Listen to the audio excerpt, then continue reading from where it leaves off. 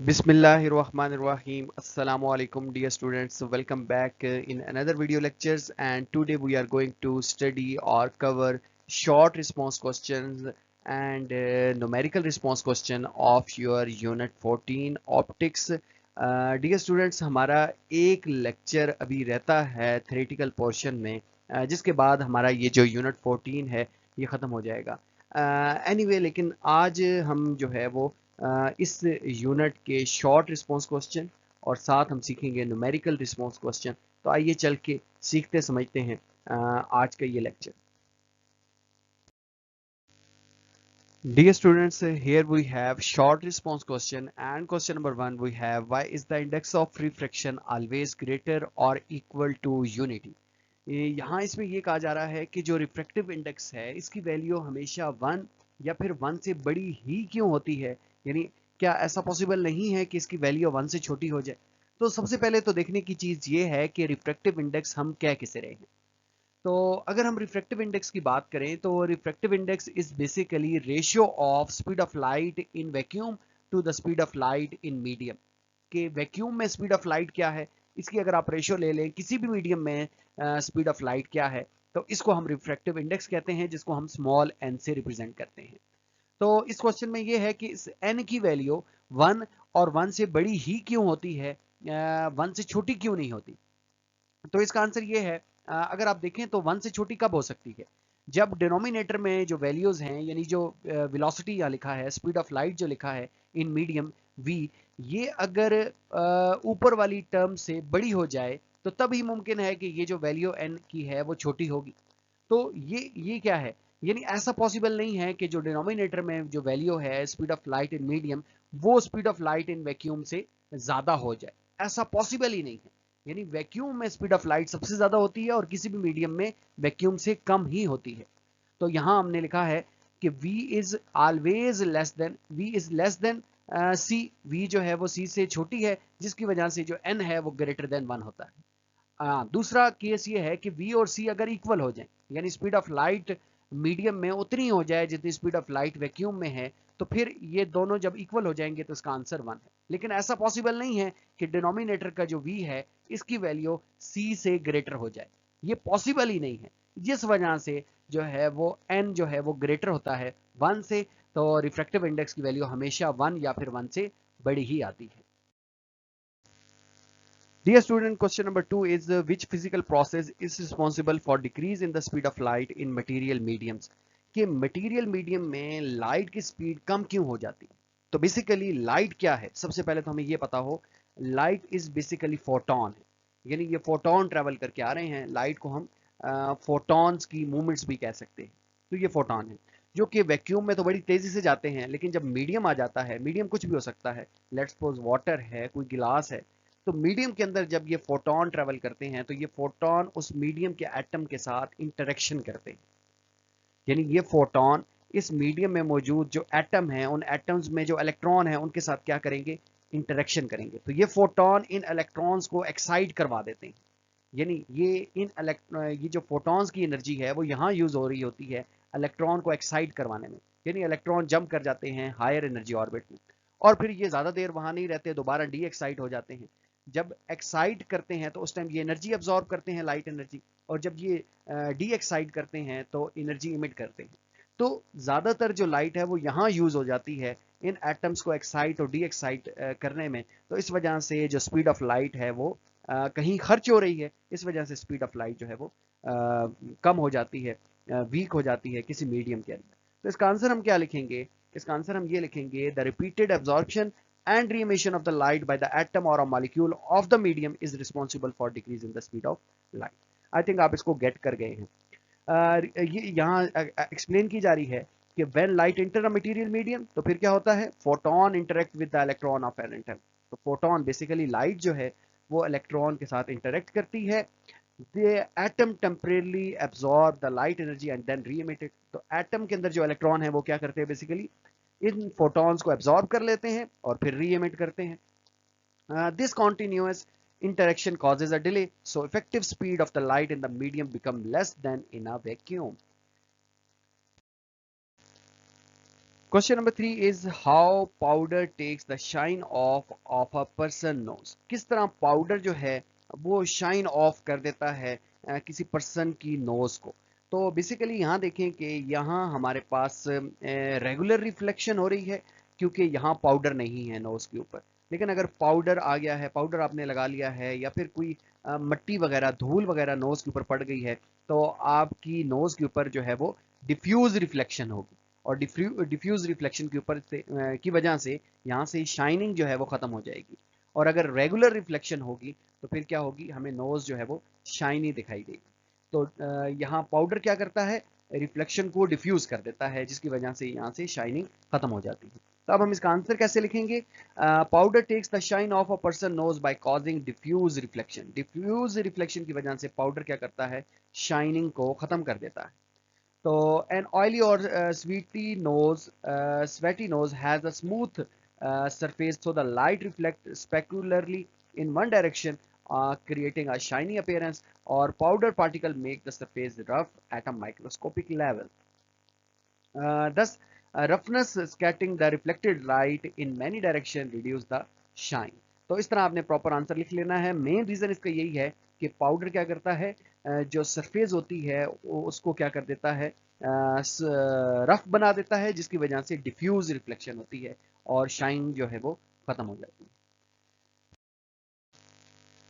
Dear students, next we have question number 4, which is why an object in water always appear to be elevated to its real depth। यानी water के अंदर कोई भी object है तो वो हमें ऊपर क्यों दिखाई देता है, यानी एक्चुअल में तो वो नीचे पड़ा होता है डेप्थ में, लेकिन वो अपेरेंटली हमें ऐसे नजर आता है कि वो पानी में ऊपर सरफेस के ऊपर पड़ा है। जैसे ये क्वाइन है, हमने यहाँ इस बीकर के अंदर प्लेस किया हुआ है नीचे बॉटम में, लेकिन हमें ये नजर ऐसे आता है कि ये ऊपर पड़ा है।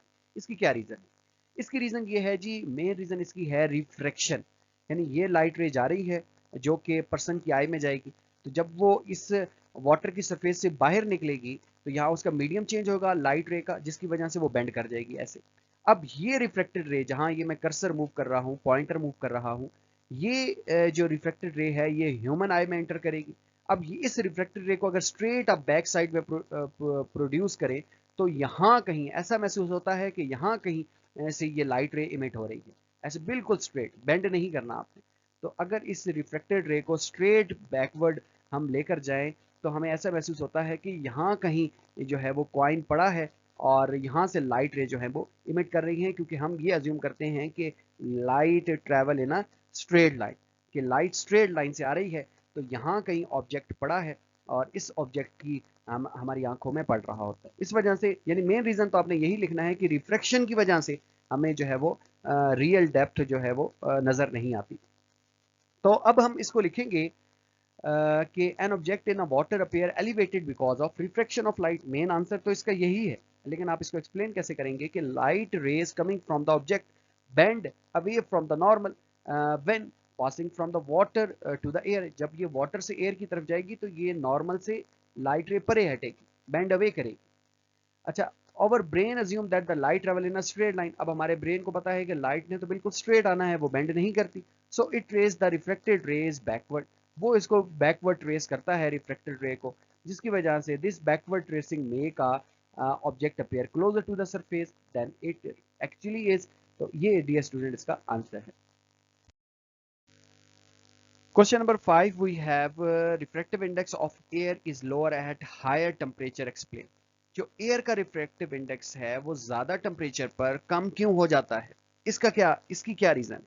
तो इसकी रीजन ये है कि जो ज्यादा टेम्परेचर जब होगा तो एयर की डेंसिटी कम हो जाएगी। एयर की डेंसिटी कम होने का मतलब ये है कि मॉलिक्यूल दूर दूर हो जाएंगे, गैसेस के मॉलिक्यूल एक दूसरे से दूर दूर हो जाते हैं ऑन हायर टेम्परेचर।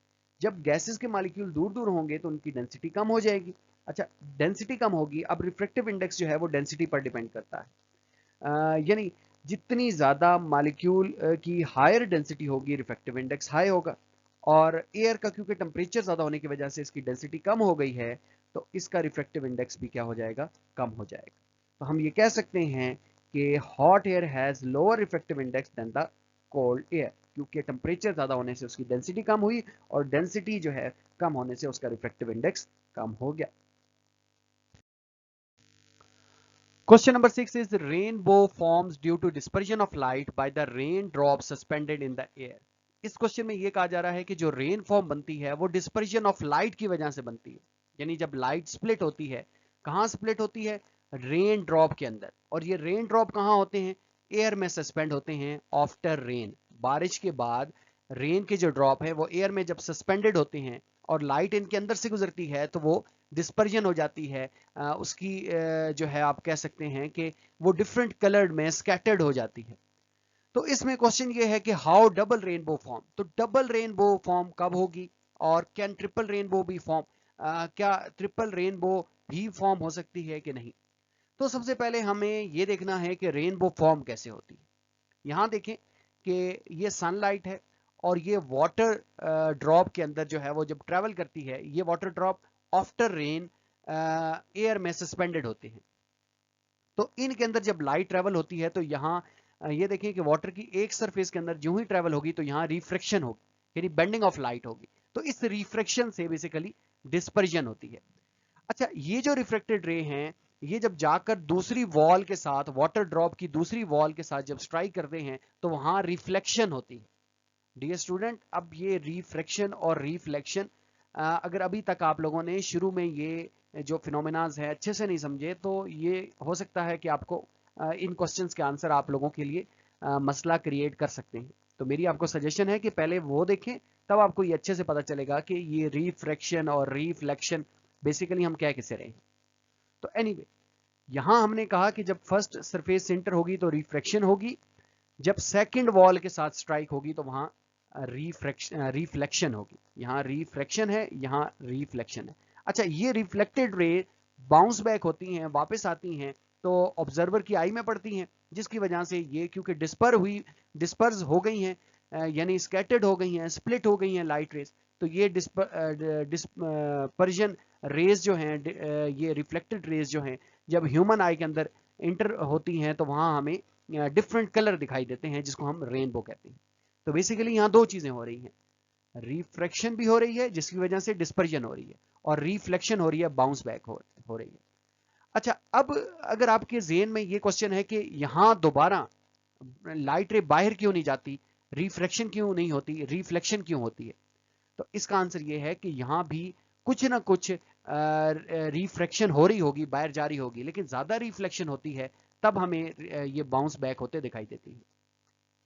अच्छा, अब ऐसा है कि जब डबल रेनबो होगी तो ये जो रिफ्लेक्शन है ये 2 टाइम्स होगी। आप देखें जैसे इस फिगर में कि यहां देखें कि यहां से लाइट रह गई, रिफ्लेक्ट होने के बाद स्ट्राइक हुई अंदर ड्रॉप के अंदर, वाटर ड्रॉप के अंदर, उसके बाद फिर रिफ्लेक्ट हुई दूसरी सरफेस के साथ, स्ट्राइक हुई, वहां से दोबारा फिर रिफ्लेक्ट हुई। तो अगर 2 टाइम रिफ्लेक्शन होगी तो डबल रेनबो बनेगी, 3 टाइम रिफ्लेक्शन होगी तो ट्रिपल रेनबो बनेगी, 1 टाइम रिफ्लेक्शन होगी तो प्राइमरी रेनबो बनेगी। अब देखें कि यहाँ 2 टाइम रिफ्लेक्शन हो रही है तो यहाँ हमारे पास डबल बो है, यहाँ 1 टाइम रिफ्लेक्शन है तो यहाँ हमारे पास प्राइमरी बो है, या सिंगल रेनबो भी आप इसे कहते हैं। लेकिन मसला ये है कि जब ये मल्टीपल्स रिफ्लेक्शंस होंगी तो जो लाइट है वो फेंटर हो जाएगी, यानी रेनबो थोड़ी फेंटर हो जाएगी और हमें सही से दिखाई नहीं देगी। सेकंड टाइम तक तो ठीक है, लेकिन जब थर्ड टाइम तक ये बात जाएगी तो ज्यादा फेंटर हो जाएगी, जिसकी वजह से हम उसको सही से ऑब्जर्व नहीं कर सकते। मैथमेटिकली तो ये पॉसिबल है कि रेनबो थर्ड टाइम रिफ्लेक्ट हो सकती है, लेकिन एक्चुअल सिनेरियो में ऐसा पॉसिबल नहीं होता, बहुत कम होता है, रेयर होता है। तो अगर हम इसके आंसर की तरफ मूव करें तो आंसर ये है कि double rainbow form when a light ray enter और raindrop is reflected twice internally become emerging. यानी डबल तब बनेगी जब ये 2 दफा इंटरनली रिफ्लेक्ट होगी। अभी आप लोगों ने देखा प्राइमरी रेनबो में क्या होता है, 1 इंटरनल रिफ्लेक्शन होती है, और सेकेंडरी रेनबो में क्या होता है, 2 इंटरनल रिफ्लेक्शन होती है। जबकि ट्रिपल रेनबो theoretically पॉसिबल है due to 3 internal reflection, but it extremely rare because each extra reflection क्या होगा, losses more light energy, light intensity, जिसकी वजह से हमें फेंटर लाइट देखने को मिलेगी। तो second light is a different direction, sends light in a different direction making it very faint and hard to see। तो ये बहुत डिफरेंट डायरेक्शन में जब लाइट सेंड होगी तो वो क्या हो जाएगी, ज्यादा फेंटर हो जाएगी और ये मुश्किल हो जाएगा हमारे लिए कि हम इसको ऑब्जर्व करें।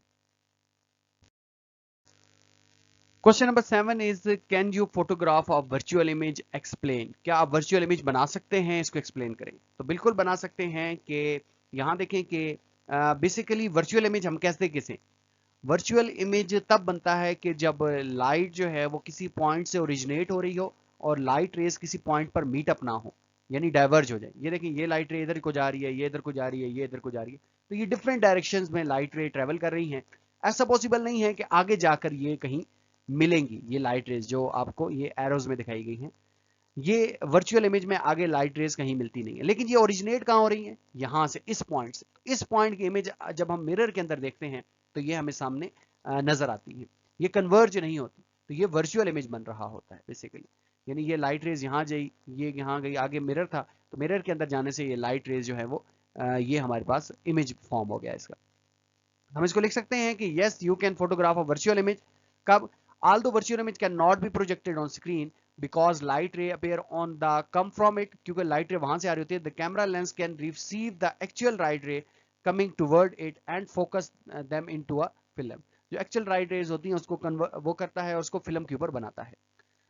when you photograph your reflection in the mirror you are capturing virtual image of yourself। तो आप अपनी virtual image को बेसिकली क्या कर रहे होते हैं, कैप्चर कर रहे होते हैं जब आप मिरर के सामने खड़े होते हैं।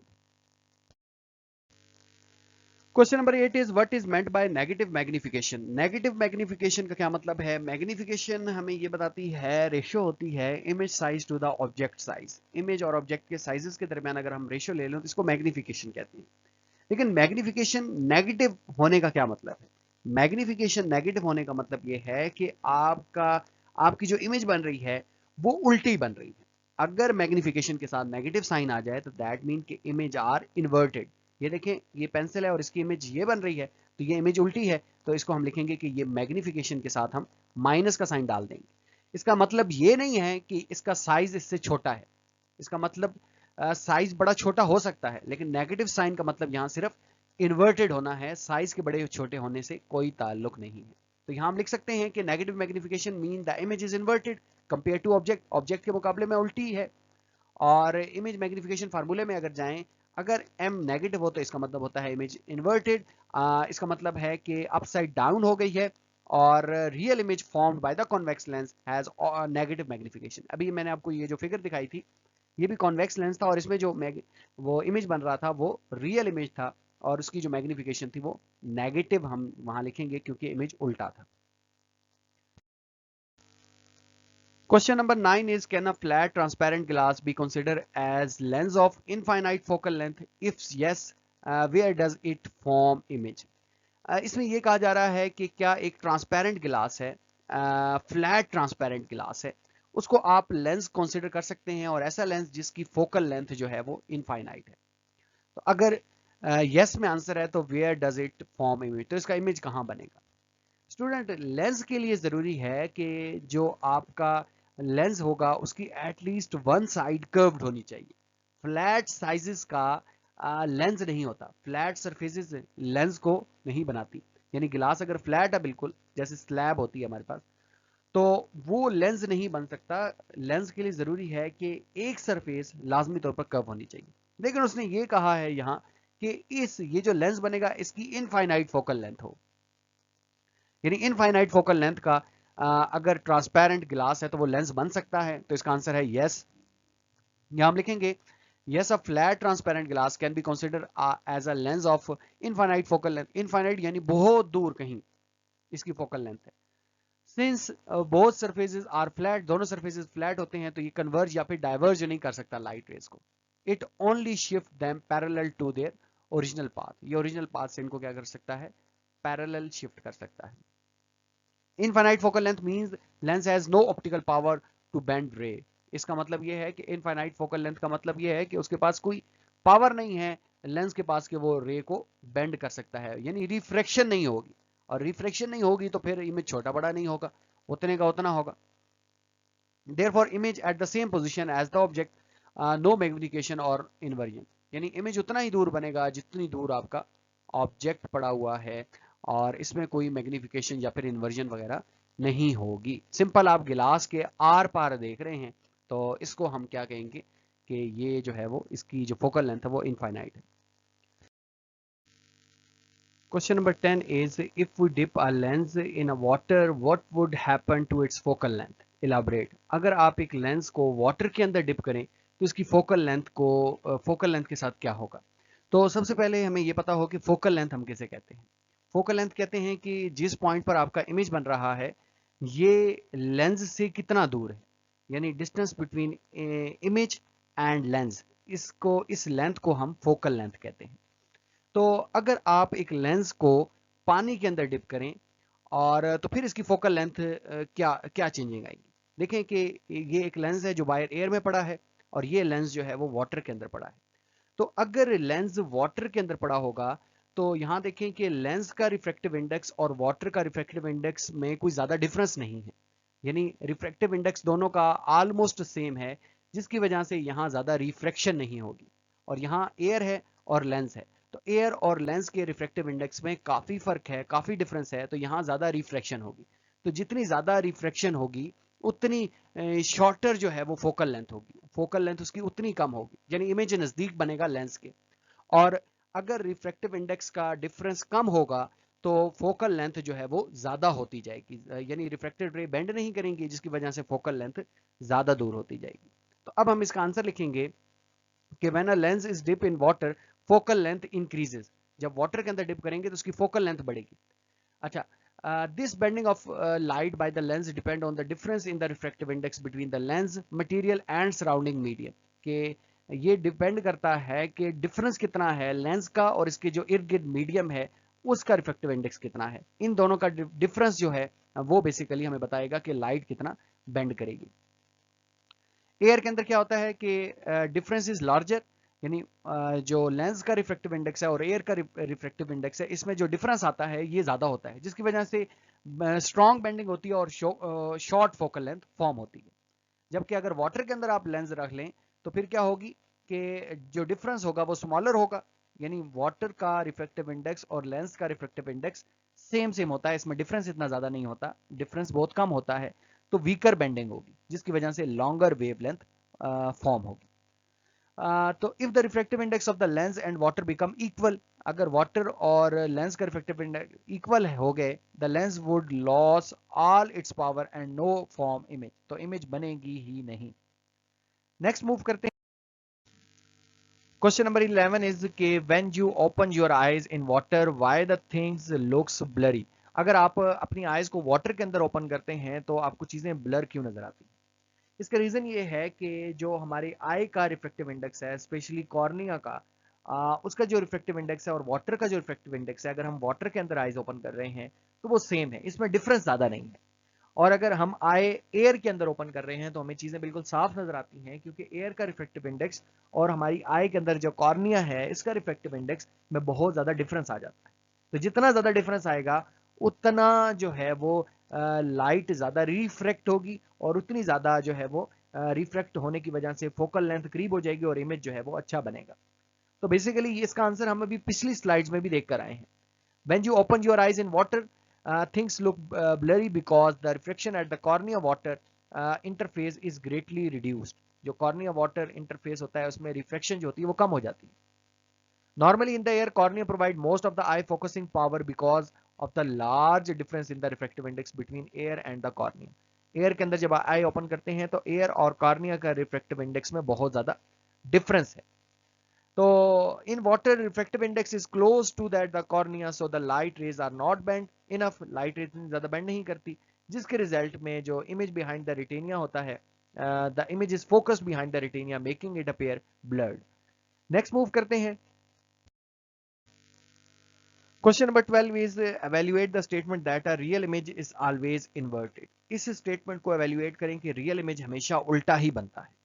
तो इसका आंसर क्या है, यहां देखें कि ये हमारे पास है ऑब्जेक्ट और ऑब्जेक्ट के ऑपोजिट साइड पर इमेज बन रहा है। ऐसा इमेज जो ऑब्जेक्ट के ऑपोजिट साइड पर बने इसको हम कहते हैं रियल इमेज। तो आप देखें कि ये जो रियल इमेज है वो उल्टा बन रहा है। यहां देखें शार्प एज पेंसिल का ऊपर की तरफ है और यहाँ शार्प एज जो है वो नीचे की तरफ है, तो इसका मतलब है कि ये उल्टा इमेज है। अब हम इसका आंसर कैसे लिखेंगे? The statement real image is always inverted is true in the context of simple lenses and mirrors used in optics image real image form when a light rays actually converge and meet at a point. Real image तब बनता है जब light एक point पर converge हो जाए और meet up हो जाए। जब ये कन्वर्जेंस होती है तो ये कन्वर्जेंस बेसिकली इमेज को अपसाइड डाउन कर देती है, इन्वर्टेड कर देती है convergence relative to the object. Next move करते हैं। Next we have question number 13, which is argue about the nature of gravitational lensing as optical or not. ये argue करें कि जो एक gravitational lensing है ये optical है कि नहीं है। एक lensing होती है आमतौर पर जो हम different material use करते हैं lenses वगैरह को, तो वहाँ light rays refract होती है। और एक gravitational lensing भी होती है जिसमें जब light heavier mass के पास से गुजरती है तो वो refract हो जाती है। तो क्या ये ऑप्टिकल लेंसिंग और ग्रेविटेशनल लेंसिंग क्या ये एक जैसे हैं, मतलब इन दोनों में क्या डिफरेंस है? तो यहां देखें कि gravitational lensing is not optical in traditional sense. Gravitational lenses जो है इसको ऑप्टिकल लेंसेज नहीं कहेंगे। क्यों नहीं कहेंगे? ऑप्टिकल लेंसेज तब होती है when light changes direction due to refraction. Refraction की वजह से लाइट चेंजेस करती है डायरेक्शन, तो तब हमें ऑप्टिकल लेंसेज देखने को मिलती है through transparent material with refractive index. और जब वो ट्रांसपेरेंट मटेरियल से गुजरती है जिसका कुछ ना कुछ रिफ्रैक्टिव इंडेक्स होता है। लेकिन ग्रेविटेशनल लेंसेज तब होती है कि जब curvature of space time caused by the massive object. Massive object के पास से जब लाइट रेज गुजरती हैं तो वहां कर्वेचर ऑफ स्पेस टाइम आ जाता है जिसकी वजह से लाइट बेंड हो जाती है। ये एक्सप्लेन किया था आइंस्टाइन ने। तो हम ये कह सकते हैं कि यहाँ ग्रेविटेशनल लेंसेज में कोई मटेरियल मीडियम नहीं है, ना ही रिफ्रैक्टिव इंडेक्स इन्वॉल्व है, जबकि ऑप्टिकल लेंसेज के अंदर हमें मटेरियल मीडियम भी होता है और रिफ्रैक्टिव इंडेक्स भी इन्वॉल्व होते हैं। तो हम ये कह सकते हैं the bending is purely due to the gravity. ये जो बेंडिंग है वो ग्रेविटी की वजह से हो रही है। So wild effect is similar to an optical lenses. ये जो इफेक्ट है वो बिल्कुल वैसा ही है जैसे ऑप्टिकल है। The mechanism is completely different, लेकिन जो इसका मैकेनिज्म है वो कंप्लीटली डिफरेंट है। इसके मुकाबले में ऑप्टिकल लेंसेज के मुकाबले में ग्रेविटेशनल लेंसेज एक कंप्लीटली डिफरेंट प्रोसेस है। Question number 14 is inspect the reason for the curve ceiling of school hall. अब स्कूल के जो हॉल हैं उनकी जो छतें हैं वो कर्व क्यों होती हैं? वो कर्व इस वजह से होती हैं ताकि साउंड जो है वो प्रॉपर डिस्ट्रीब्यूट हो जाए, रिफ्लेक्शन जो है वो सही से हो। The ceiling of the school hall are often curved to improve the sound distribution. Sound easily distribute हो। Curved surface help reflect sound waves evenly. यानी वो ऐसा नहीं होता कि कहीं साउंड ज्यादा जा रहा है और कहीं साउंड कम जा रहा है, तो वो एक जगह यूनिफॉर्मली डिस्ट्रीब्यूट करता है। ये कर्व सरफेस यूनिफॉर्मली साउंड को डिस्ट्रीब्यूट करती है और जिसकी वजह से इको जो है वो रिड्यूस हो जाती है। This design ensure that the speaker voice और a performance can be heard clearly from all part of the room. Next dear student, हमारे पास क्वेश्चन है कि propose a reason for producing more sound by an empty container as compare to be filled one. जो empty container है ये ज्यादा sound क्यों produce करता है एज कंपेयर टू अगर वही कंटेनर फिल्ड हो? अब इसकी इजी सी एग्जांपल ये है कि आप जैसे ढोल को ले ले, ढोल अंदर से हालो होता है तब वो ज्यादा साउंड प्रोड्यूस करता है। अगर आप उस ढोल को अंदर पानी से या किसी चीज से फिलअप कर लें तो ज्यादा साउंड प्रोड्यूस नहीं होगा। इसकी रीजन क्या है? इसकी रीजन ये है कि an empty container produce more sound than the filled one because an empty container the air inside vibrate freely. जो अंदर एयर होती है, एयर के मॉलिक्यूल होते हैं, वो इजीली वाइब्रेट कर सकते हैं, acting as a resonating cavity. यानी वो उसको एम्पलीफाई कर देते हैं, रेजोनेट कर देते हैं। जिस तरह बाहर प्रोड्यूस हो रहा है साउंड कंटेनर में, तो बिल्कुल वैसा ही अंदर जो है मॉलिक्यूल एयर के हैं वो वैसे ही उसको रेजोनेट कर देते हैं, उसको एम्पलीफाई कर देते हैं। When filled a liquid or a solid, the free space of the air vibration is reduced. तो एयर की जो स्पेस होगी वो कम हो जाएगी अगर आप पानी वगैरह से फिल कर लेंगे। So resonance is weaker and less sound is produced. That is why tapping an empty drum bottle or tin sound louder and more resonate than when it's filled. अब हम नेक्स्ट मूव करते हैं अपने numericals response questions की तरफ। Dear students, here we have numerical response question, and question number 1 is calculate the angle of refraction at a boundary of the two media if the angle of incidence is 37 degree.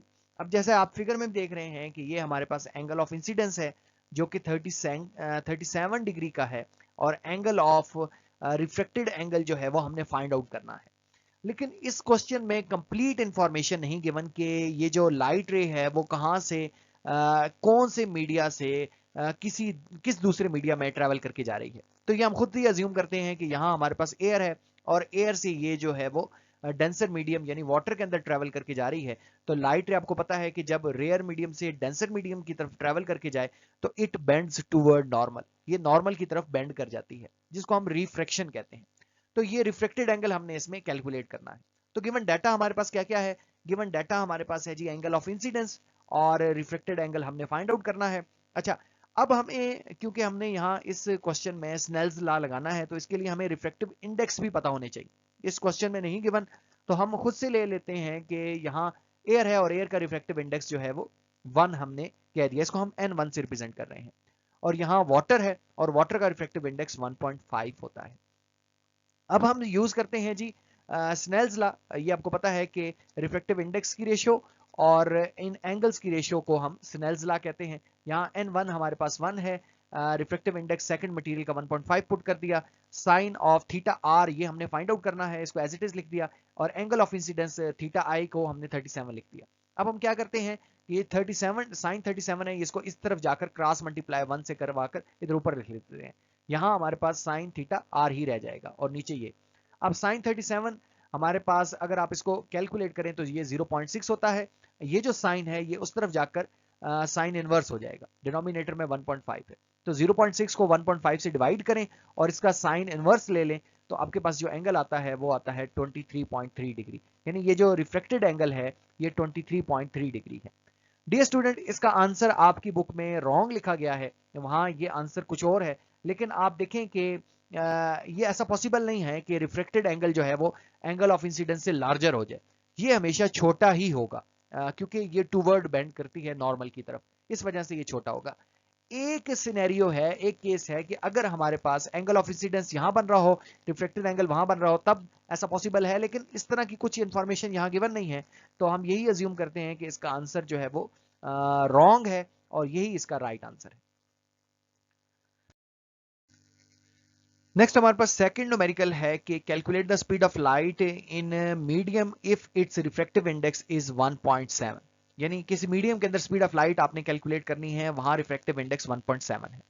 तो यहां देखें, हम reflective index का जो formula है n is equal to ratio of speed of light in vacuum to the speed of light in any medium.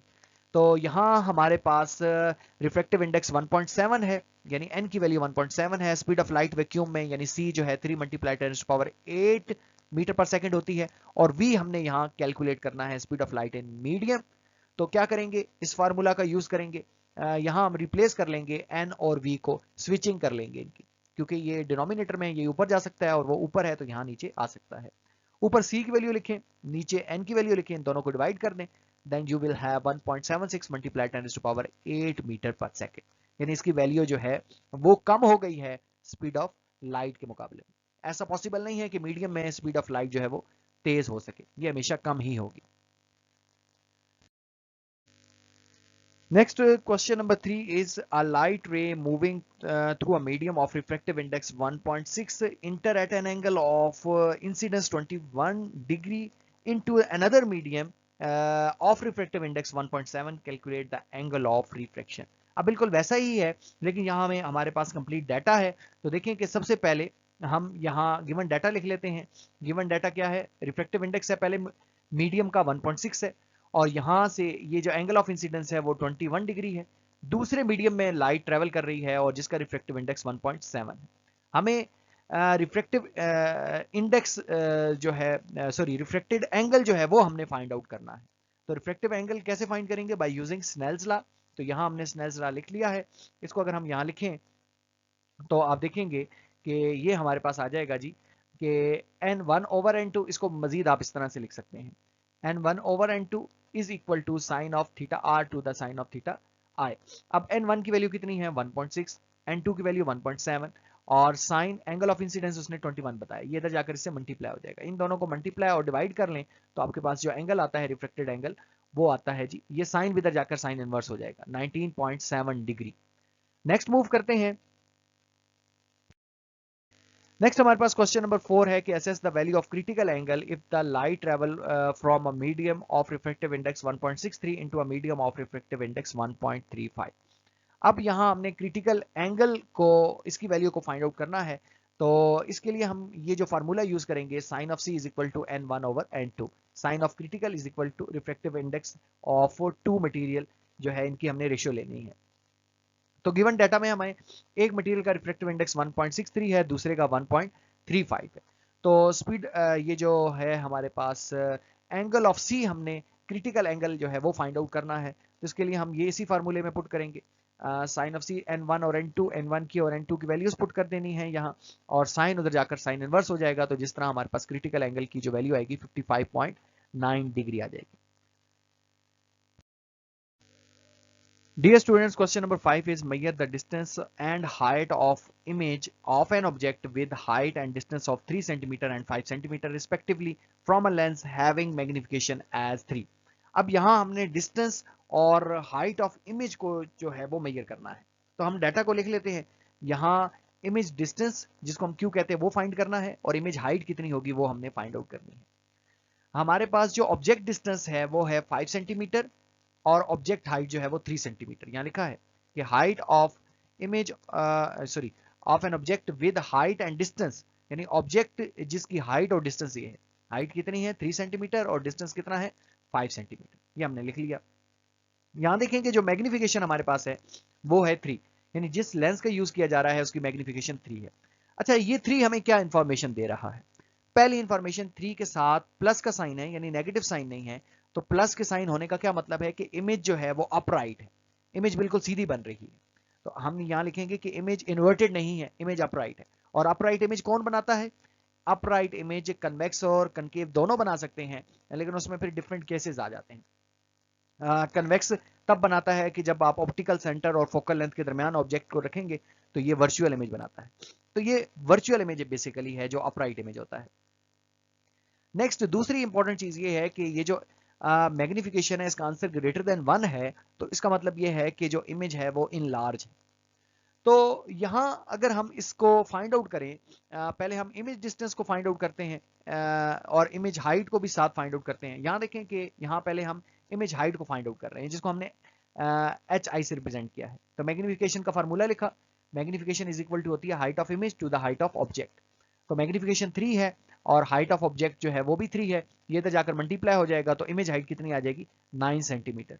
Object height देखें कितनी है 3 सेंटीमीटर और इमेज कितना बन रहा है 9 सेंटीमीटर। इसका क्या मतलब है कि इमेज जो है वो मैग्नीफाइड है, यहां हमने लिखा था इमेज बड़ा बनेगा। अच्छा नेक्स्ट देखें, अब हमने इमेज डिस्टेंस फाइंड आउट करना है, यानी क्यू फाइंड आउट करना है। तो ये जो मैग्निफिकेशन के दो तरह के फार्मूले हैं, एक डिस्टेंस के लिहाज से और एक हाइट के लिहाज से। तो distance of image from the lens जिसको आप क्यू से रिप्रेजेंट करते हैं, और distance of object from the lens. तो यहां देखें distance of image from the lens, ये फार्मूले में माइनस क्यू आता है। अब मैग्निफिकेशन कितनी है 3 है, और distance of object from the lens कितना है 5 है। ये डिस्टेंस ऑफ ऑब्जेक्ट कितना है 5 है। 5 को इससे मल्टीप्लाई करते हैं तो 15 आएगा, साथ में नेगेटिव साइन आएगा। ये नेगेटिव साइन हमें क्या बता रहा है? अगर Q के साथ नेगेटिव साइन आ जाए तो इसका मतलब होता है कि इमेज वर्चुअल है। आपकी बुक में नेगेटिव साइन नहीं आ रहा, लेकिन वो आंसर गलत है, यहां नेगेटिव साइन आएगा। इसका मतलब है इमेज वर्चुअल है, क्योंकि यहां हमें ये पता चल गया कि इमेज अपराइट है। तो अपराइट इमेज ऑलवेज वर्चुअल, जो अपराइट इमेज होता है वो हमेशा वर्चुअल ही होता है। लेकिन यहाँ Q के साथ जो है वो नेगेटिव साइन आएगा। नेगेटिव साइन का मतलब जस्ट वर्चुअलिटी को शो करना है, ये 15 वाला माइनस नहीं है। यानी यहाँ एक हमारे पास आप यूं कह सकते हैं कि एक फैक्टर है जिसको हम नेगेटिव साइन से एक्सप्लेन कर रहे हैं, जो कि वर्चुअल होना है। तो डियर स्टूडेंट, इसके साथ हमने जो हमारे न्यूमेरिकल्स थे और शॉर्ट रिस्पांस क्वेश्चन थे इनको कंप्लीट किया। इंशाल्लाह एक वीडियो लेक्चर हमारा रहता है जिसके बाद ये हमारा चैप्टर जो है वो कंप्लीट हो जाएगा। अगर कोई क्यूरी है या क्वेश्चन है तो कमेंट सेक्शन में लाजमी पूछिएगा। अपना बहुत ख्याल रखें। मिलेंगे न्यू वीडियो लेक्चर के साथ, तब तक के लिए अल्लाह हाफिज।